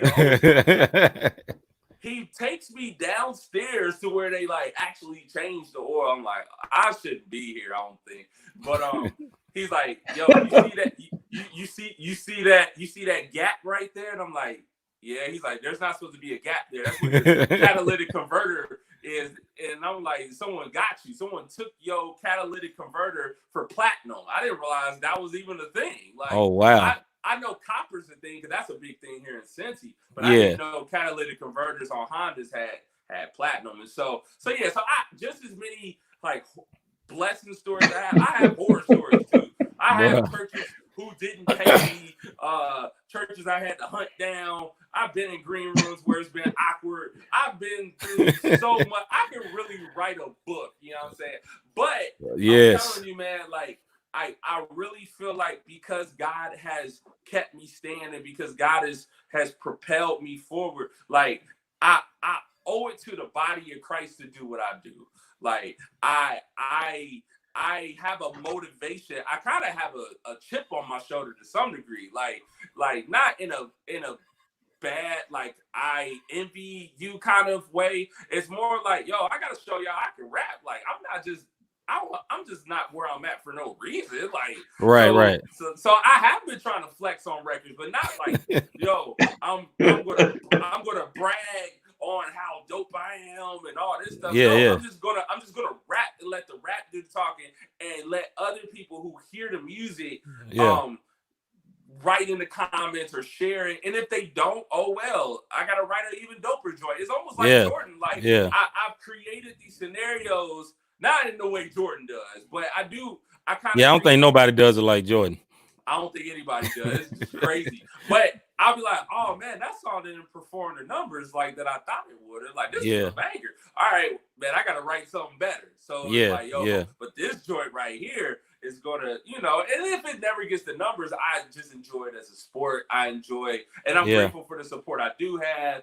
And I'm grateful for those who are encouraged by the music. So that's really how I look at things. I'm not worried about who's not rocking with me or who's co-signing. Right. Not. Yeah. And it's funny, when I quit worrying about that stuff, then some of the guys started to come around, man. Like, and it's funny, like I won't say who did it, but some people might be able to pick up on it. And I'm not saying that I'm not trying to put this person out there. Yeah. But what's they say, what is it? Copying is the greatest honor. Yeah. So I do a lot of quirky stuff. Like I did I made this post where we in quarantine. I got 3 kids, so I'm like, yo, let's do something fun. Like I feel like I got just thrown into homeschooling the kids.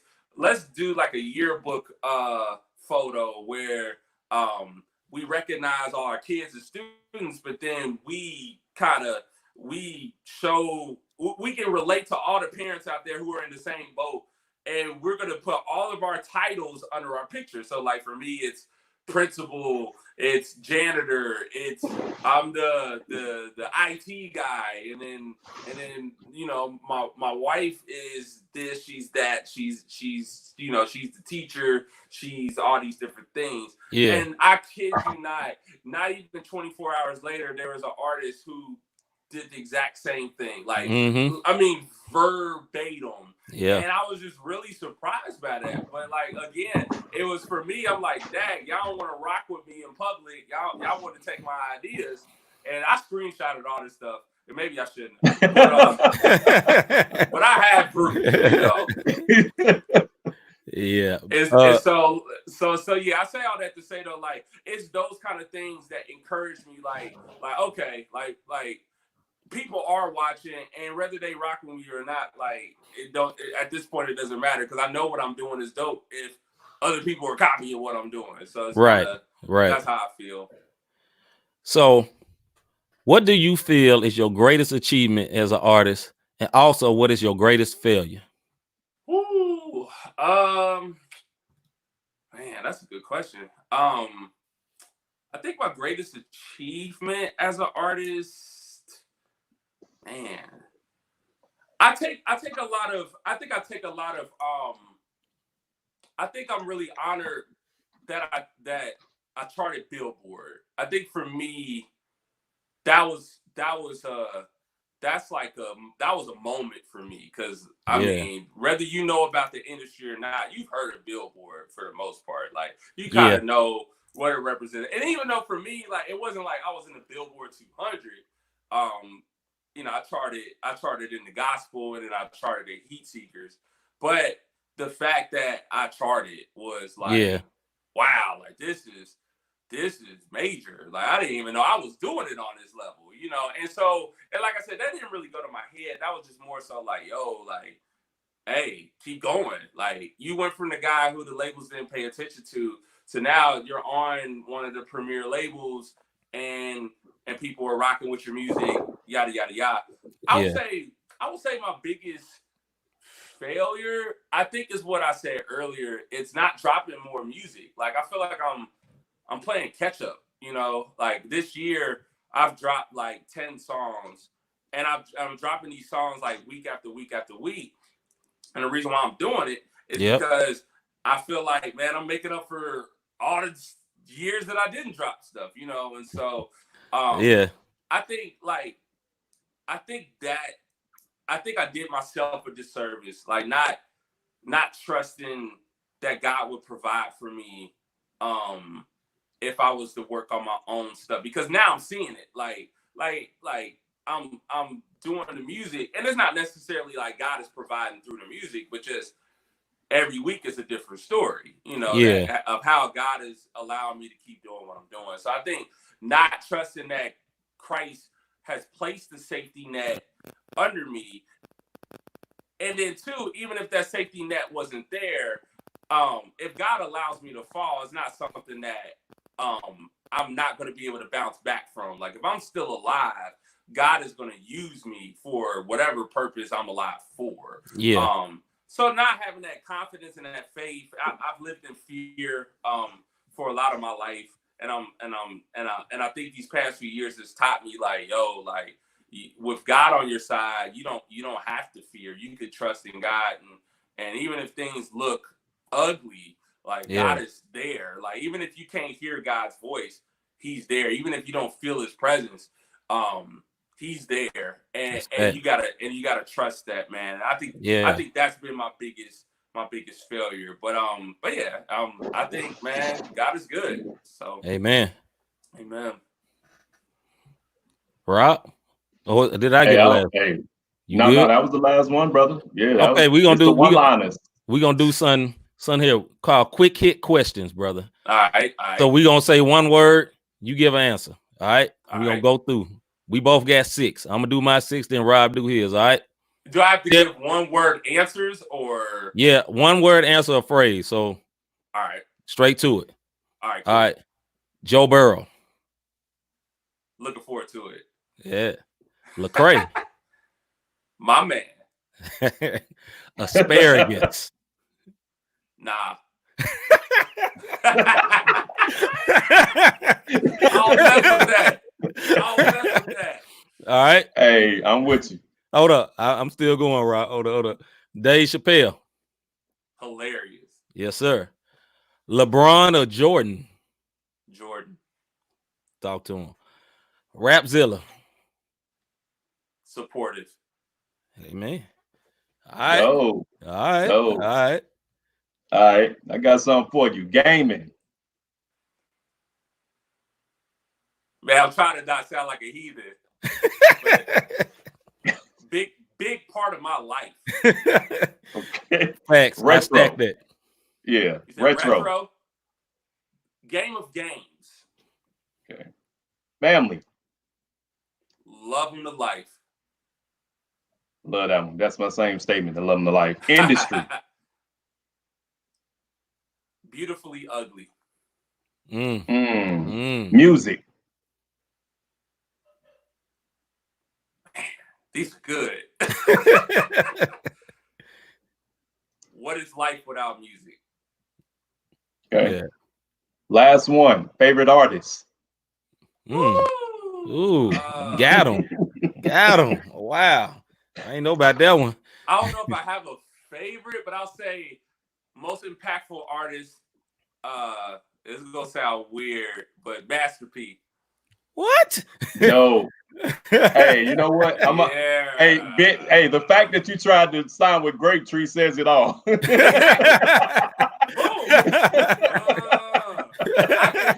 can rap No Living Songs right now. Like, yeah, no doubt, no doubt. Hey, go get that school bell. That way you can do the curse words with the school bell. Exactly. I love when they censor words with random sound effects. Hey, I just said the last song I did, I say, "Come up on me wrong, I'm knocking out some teeth," and a lot of people don't get that reference. But I'm like, that's make people say, that's Master P. Like I always, yes, sir. Yeah. Yes, sir. Yeah. Oh man, I love Master P. Hey, them sound effects. Sound effects is classic. Nowadays, man, the songs just go blank for about 2 minutes because all the curse words.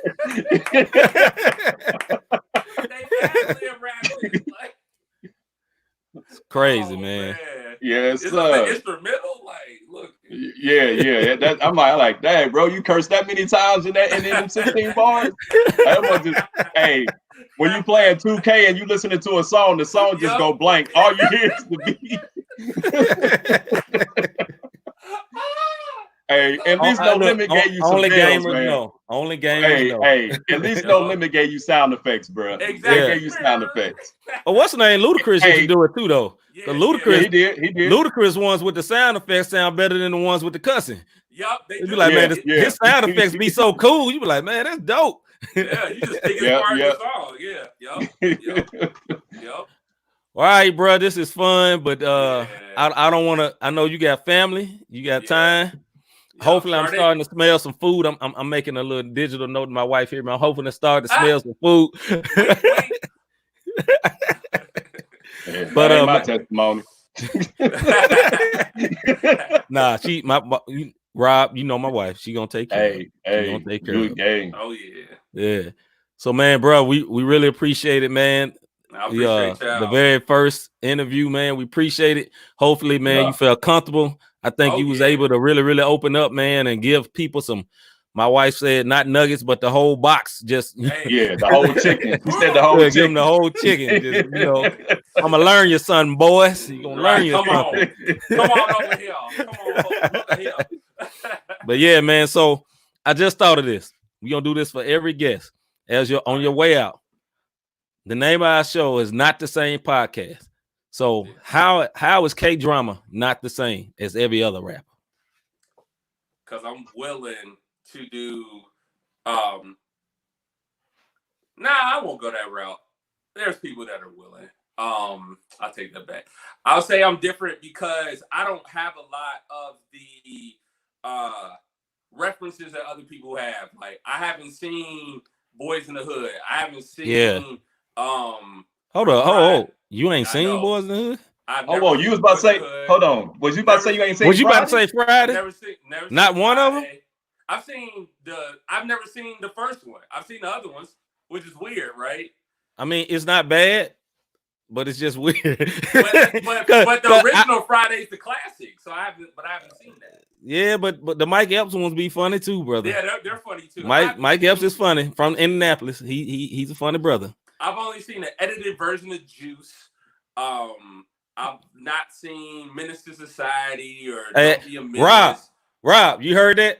I'm not the only one. I've never seen Minister Society neither. So I'm not the only one. Hallelujah. There we go. I almost got up and just walked away. Brother, you are officially not the same. My wife is talking about pull his black card. Come on, man. I ain't seen Minister Society neither. I lost it too. Oh my goodness. I've never heard a full Tupac album or full Biggie album, full Nas album. Oh. I've never heard. I went back and listened to, which I'm glad I did, because they played a lot of their music on The Last Dance. Like I never heard a full, not De La Soul. I haven't heard them either. But what's the Tribe Called Quest? Like, I just started listening to their music. Just so I have some reference points. Have you seen Belly? Yeah, my holy sluggeroo asked, "Have you seen Belly? The movie Belly?" You know what? I've seen parts of it. Right. I wasn't supposed to watch it. I seen Belly too, so I ain't. Yeah, I seen Belly. I saw like the end where DMX or one of them died or something. Yeah. So see, before we wrapping up, watch Master P movie? Oh, I got the hookup. I seen I got the hookup. No, I'm about it. I'm about it. Now that I got the hookup. I should have seen I'm about it in the 6th grade. At all. No, okay, you should. Okay. If you seen I About It, you could have watched all the other ones. Exactly. But that's because I was a big No Limit head though. Yeah, so yeah. I had to see them. But like my parents wouldn't, like my mom wasn't about to let, she had just got saved too. Like, she's like, you ain't listening. Like she used to find my CDs and break them. Like my homie Mark Ant says Paid in Full. Have you seen Paid in Full? I just saw Paid in Full like 2 years ago. But I ain't seen that joint. So the edited BET version. Now look, if I'm hearing you say this, now Rob didn't grow up in this same situation, but that means me and you probably grew up in like the same house. Pretty much. Because like as a teenager, in my teenage years in high school, my parents got saved and got like super on fire. So it was no secular music. Yep. It was no movies with cussing, no rated R's, no nothing. And the only way I heard music, I had to sneak it. You remember y'all used to have the Walkmans? Yeah. I used to sneak, like, so we was at this big preaching conference, and all the preachers going up. I got what was the first when Snoop first came out? Snoop with Dr. Dre. Style. The Chronic. Doggy Style. No. Doggy Style. Not that one. I had the Chronic. Never I had the Chronic playing in my head. Man, I hope my mama ain't watching. She do be watching me. But anyway, I had the Chronic in my headphones, and like some of the best preachers in the world, they preaching and everybody shouting and dancing, and I had the Chronic in my headphones. So. But I said, I say all that to say we kind of grew up alike because my parents was not going. And honestly, what's crazy about it is like into my adult life, I don't feel the restriction where I can't listen to it no more. Yeah, but I still I just kind of back up, you know, because I'm so used to it. And like Christian music sound good to me because I always listen to it. Yeah. You know what I'm saying? Like I started listening to Christian rap back when Grape Tree was really popping. That's what I had. I had Gospel Gangsters. I had New Wine. Like I had all these joints. And like, look, I used to go to the family big bookstore. Whoever had the dopest cover, I'm buying that joint. That's it, right? Because there wasn't no screaming. Right. It really wasn't much to choose from. No. So if they had some spinning rims on the cover, I'm buying. There you go. On they God. Had the bling on it. They had the pin graphic looking cover. Yes, sir. Yes, sir. Now, Cross Movement was the first group I heard where it was like, okay, like super word based. Right. And it's like, okay, I said, man, this is different, but they dope. And it's like, as me growing up as a Southern dude, everybody wouldn't rock with no East Coast stuff. And I was like, man, but the word is so strong. Like, I'm going to be honest, man. Like, the impact of them, me hearing that music, Ambassador and all them, it's like it made me change my style. Because I was more of if y'all, like, the best example is Derek Minor. So, if Derek Minor used to be Pro. Yeah. Pro and Derek Minor the same person, but as rappers, them totally different people. Blackout was totally different than. And when I first met Derek Minor, he was Pro, and we was alike. yeah, I can see that. But then afterwards, you know, literally it was one of Cross Movement CDs, and then the Ambassador. What was that joint where he's sitting in the chair? You know what I'm talking about? That CD. He had the chair with the headphones on. Oh yeah. Christology in layman's terms, right? Yeah. That's the first one. It was the other one. You're talking about the thesis. Milk to Meat. The thesis. It was the thesis. Okay. So look, now K-Drama know about this. I know Rob, you don't know about this. So they used to have the Holy Hip Hop Awards in Atlanta, right? You remember that? So I got my trophy in the closet. Oh yeah, I got me one too. Where is it? We all got one. Yeah, I joined right over here to the right. Yeah, I got that joint. Hey. Look, when I got my trophy, when I finally got it, they weren't even in the arena no more. You know, they was in they was like in a club somewhere, and they said, "You got anything to say?" I said, "Yes, sir. I've been waiting forever to get this trophy." I took all of 5 minutes. But anyway, So me and Super Mario. Remember Super Mario? Yeah, Super Mario. Super Mario. Yeah. So we driving down to a Holy Hip Hop Awards, and I put that in. And Super Mario is a Southern dude. He ain't like cross moving too much. But I was like, bro, listen to this. And like literally, at your boy. Yes, sir. Hallelujah at your boy. So I was listening to it, man. It convicted me so hard. And that day, I said, I never rap. I had this song on my album back in the day. It was an album, Infallible Truth, called Flesh Rapper. And that's where it came from. I said, I used to be a flesh rapper because I rapped about the Jews and the chains and how kind of like CHH is now. yeah. Honestly, and God convicted me. You know what I'm saying? And anyway, man, we supposed to been done, man. It's hard to stop when you're having fun. But bro, we in group too, right? Yeah, I was in this group. I see. MKJ, no, you see this. Please talk about that at least. So my brother MKJ, you know MKJ. MKJ, he knows this group. Sit up there. Yeah. So there's this group I was in called War Clique. And okay. My wife in the background screaming. So so I was in this group, War Clique, and I ain't gonna say the year because that'll reveal how old I am. But K-Drama was around back then too. So we both in around his age. Yeah, we had the same graphic on. I don't know. Was it Larissa? Was it No. I don't know if Larissa did that one. It was I can't think because dude was with what was that website everybody was on back in the day before Rapzilla came out? It was the South. It was somebody that did the South stuff. Yeah. So anyway, so I was with this group called War Clique, and War Clique was like, all right, 70% of everybody was like literally almost thugs, or we act like we was. Now, I was so far from anything a thug, but I am not a thug. The Memphis music mentality, like any popular Memphis music you even hear now, is like gangsterish. You know what I'm saying? Yo Gotti, you know, whoever, I forgot the other dude, whatever. We just say Yo Gotti. Yo Gotti was around back then too. But so everybody, that was the mindset. So everybody where we was at, we couldn't come out rapping like cross movement. That wasn't gonna work down there. You know what I'm saying? And like my wife, look, my wife, fake thug. That's my wife. So yeah, we all had the chains or whatever. But I love so music, so like our rap style, basically, we was like, we come in the show, we looking at you like, what you want to do? like we looking for haters forever. You know what I'm saying? Like I remember my homeboy, he used to go by Big Bishop. His name was Alton. They had this song called The Real World, right? And it was like this song, the hook go, this for all my haters, fakers, and Buster Boys, the real world, baby. And then they call, I think, calling people suckers. It's like we hard. Yeah, that was my past. You the sucker. Sound like Master P. Yeah, man, we was just hard.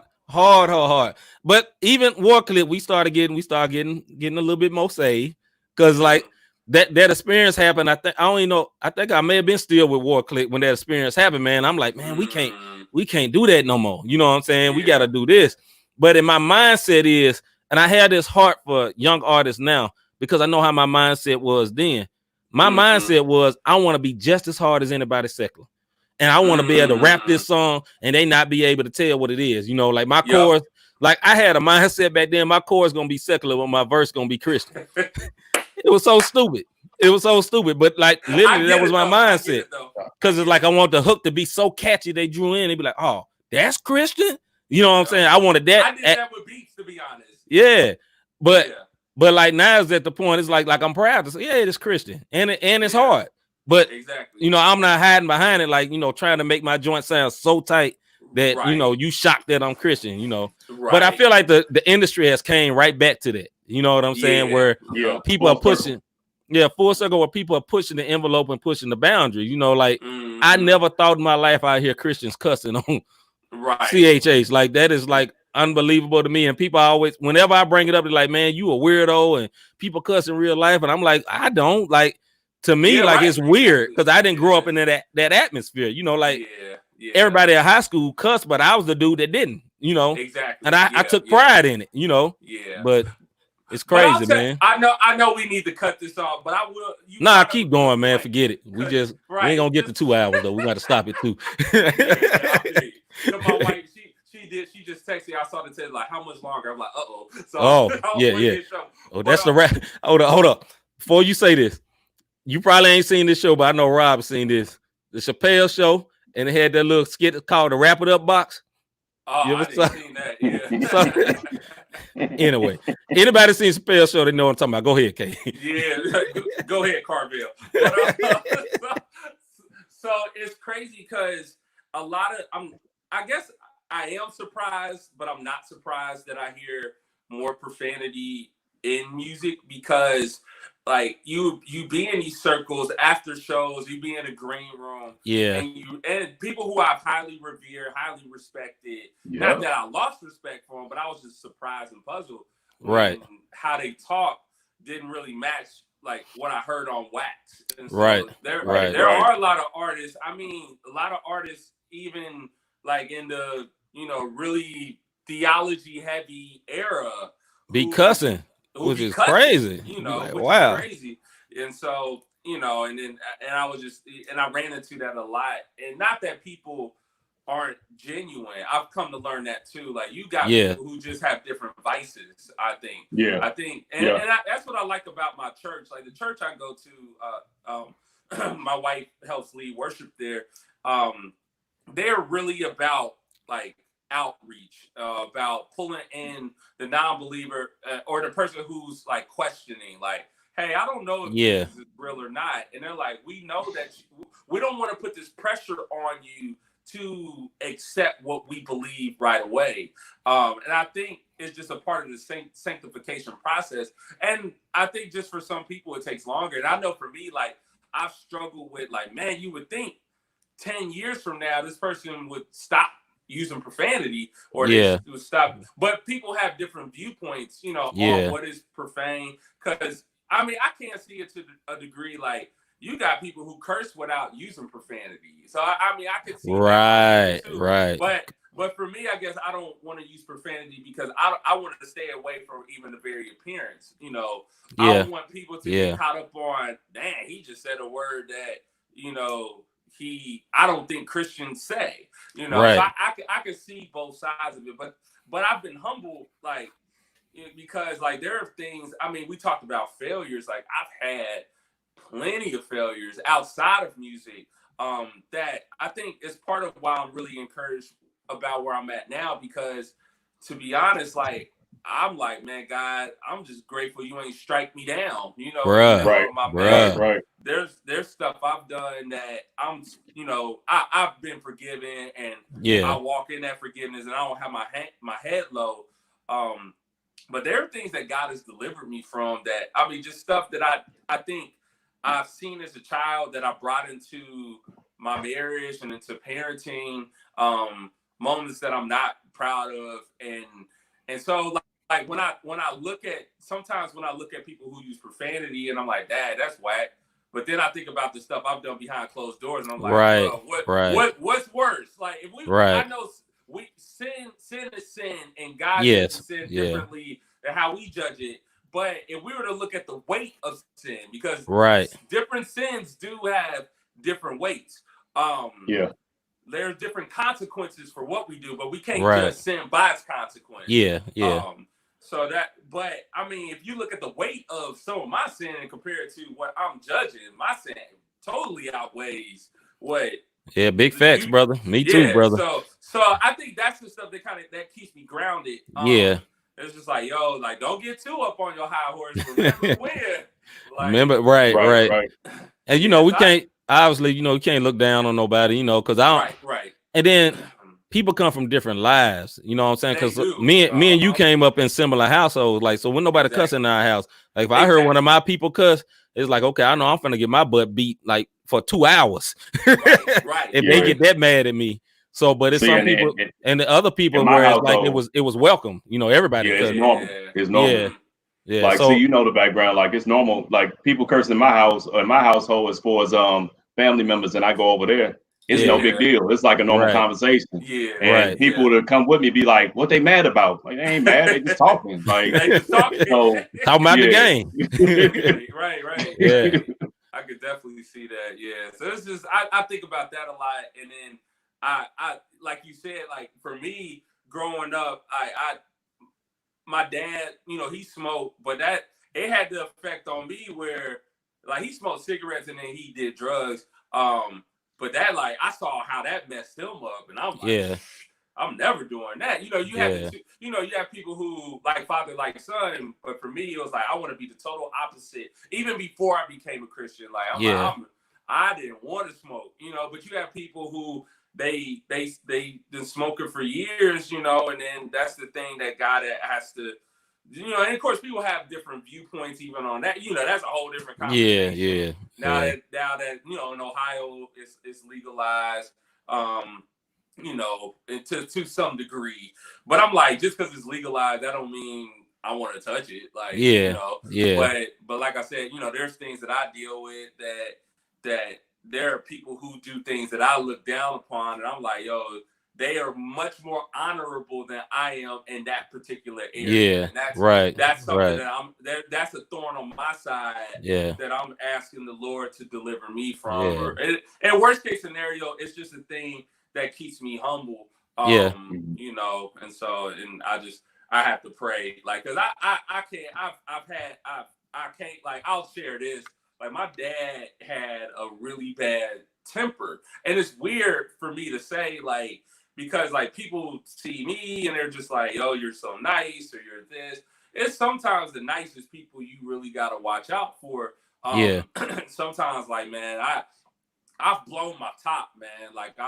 Because I've been in situations where even where I was right, you know, but it's like, yo, it's sometimes it's a gift and a curse to have. Like for me, I have a lot of discernment.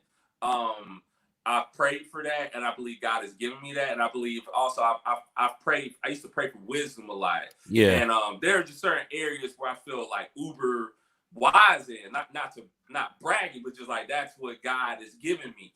But I think it could be like a blessing and a pressure in a negative way, because it's like I can analyze stuff real quickly, and so sometimes I get angry about stuff that. It may frustrate me, but then other people are like, why are you frustrated at that? It's like, because I can really break down the situation, but they're like, I'm not breaking it down the way you're breaking it down.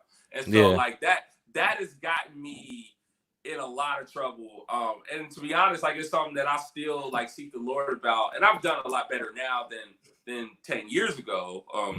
But I mean, like those are the things. It's like, yo, like, man, like that's a dark place that I don't want to go back to. And then those are situations that really help me to have more grace towards other people. And I think that's just, as a body, like we have to, like, you got cats who, it does frustrate me to the core sometimes when I see guys like just not realize the treasure they have in CHH, but at the same time, I have to have a grace towards them because I have to have grace as God first had grace on me. So, amen. You know, amen. Yeah. Well, with that being said, boom, man, there we go. Yes, sir. That's the one. That's the wrap up, brother. I appreciate you, man. I love you, bro. Thank God we've been able to be friends for years, man, and I value it.